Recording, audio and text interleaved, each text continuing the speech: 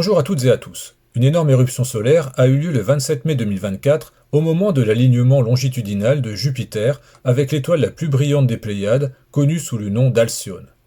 Cependant, cette éruption massive avait été probablement stimulée par la conjonction Vénus-Jupiter survenue 4 jours plus tôt au niveau du même amas stellaire.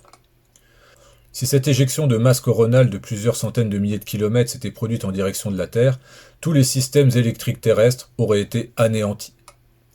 Malgré la grande vulnérabilité face au vent solaire des zones circumpolaires, les membres de la secte n'ont rien trouvé de mieux que de construire un EPR en Finlande sur le site d'Olkiluoto, sur le 61e parallèle nord.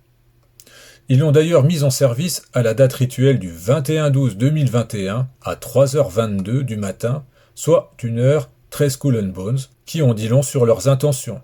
S'il y a un réacteur dans le monde qui se trouve en ligne de mire de la prochaine grande tempête géomagnétique de type Carrington qui touchera la planète Terre, c'est bien cet EPR finlandais bourré de défauts de fabrication et fissuré de toutes parts.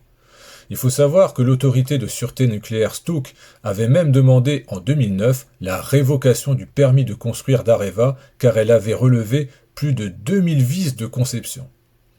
L'étanchéité de la centrale, construite sur une île, est également catastrophique. En effet, la porosité de l'édifice qui entraîne le contact avec la nappe phréatique risque, en cas de fusion du réacteur nucléaire, de provoquer une explosion atomique qui contaminerait mortellement la Scandinavie et la Russie. Ainsi, la construction des EPR, que l'on cherche à faire passer comme une innovation vertueuse, est en réalité une opération de sabotage messiano-criminel destinée à détruire la vie sur Terre pour accomplir les prophéties apocalyptiques. Le plus septentrional des EPR risque donc d'être frappé à coup sûr, avant l'année 2040 au regard de son thème, par une tempête géomagnétique destructrice. Nul besoin de faire une quelconque pseudo-troisième guerre mondiale puisque tout est prêt à exploser sans recours à la force. Si l'EPR n'est pas frappé par une tempête géomagnétique durant le cycle solaire actuel, il restera entre 5 et 8 ans seulement pour refroidir et sécuriser le cœur du réacteur. En outre, si le réacteur n'est pas désactivé avant l'année 2028, il sera trop tard et la catastrophe pourra difficilement être évitée.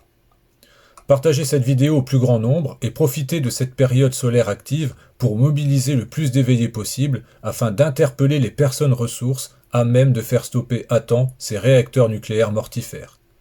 Soyez plus que jamais humains éveillés.